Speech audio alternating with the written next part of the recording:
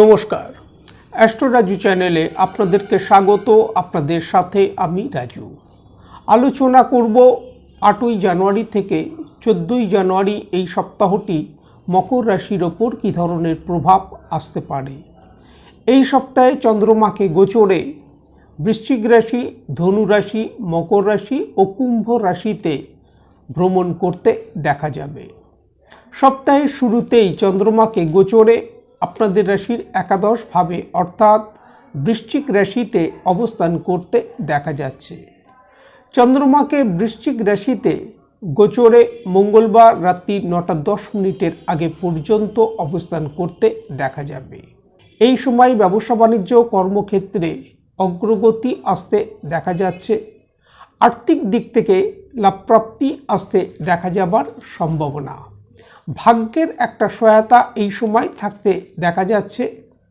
কিছু কাজ সম্পন্ন হবার ক্ষেত্রে ডিলে হতে দেখা যেতে পারে।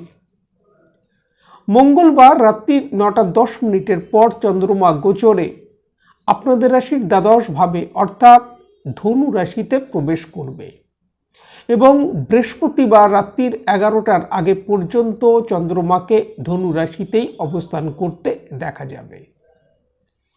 এই সময় যে কোনো সিদ্ধান্ত নেবার ক্ষেত্রে কিছুটা সতর্কতা অবলম্বন করা উচিত।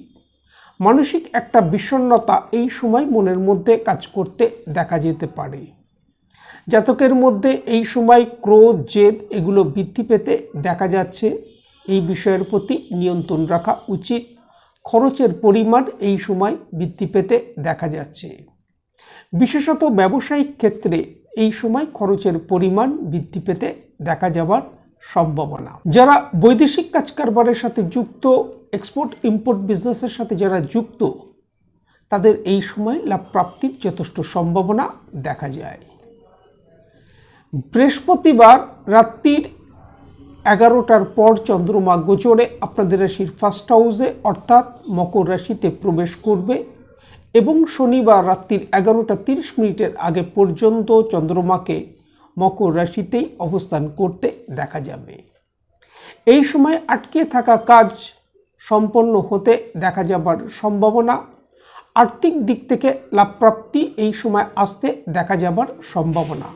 ব্যবসা বাণিজ্য কর্মক্ষেত্রে এই সময় অগ্রগতি আসতে দেখা যাচ্ছে এবং ব্যবসায়িক ক্ষেত্র থেকে এই সময় লাভপ্রাপ্তির সম্ভাবনা দেখা যায়।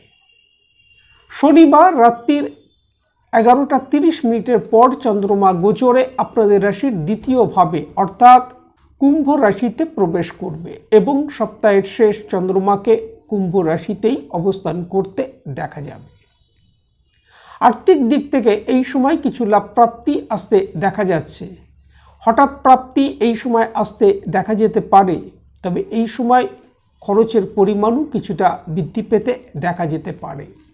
চন্দ্র এখানে শনিদেবের সাথে যুতি করবে, বীর্যযোগও তৈরি হবে। নিজেদের কথাবার্তার প্রতি এই সময় নিয়ন্ত্রণ রাখা উচিত। এই সময় বাদ বিবাদ না আসে এই বিষয়ে খেয়াল রাখা উচিত। দাম্পত্য জীবন, প্রেম প্রণয়ের ক্ষেত্রে এই সময় অ্যাডজাস্ট করে চলা উচিত। বিদ্যার্থীদের বিদ্যাক্ষেত্র থেকে একটা স্বাভাবিক রেজাল্ট এই সময় আসতে দেখা যাচ্ছে। হাই বিপি সংক্রান্ত সমস্যা, চেস্ট রিলেটেড প্রবলেম, হাড়ের সমস্যা, লোয়ার ব্যাক পেন জাতীয় সমস্যার প্রকোপ এই সময় কিছুটা বৃদ্ধি পেতে দেখা যেতে পারে। এই সময় নিত্য হনুমান চালিসা প্রত্যহ সন্ধ্যাবেলা যদি পাঠ করা যায়, তা থেকে যথেষ্ট লাভপ্রাপ্তির সম্ভাবনা। আজ এই পর্যন্ত। নমস্কার।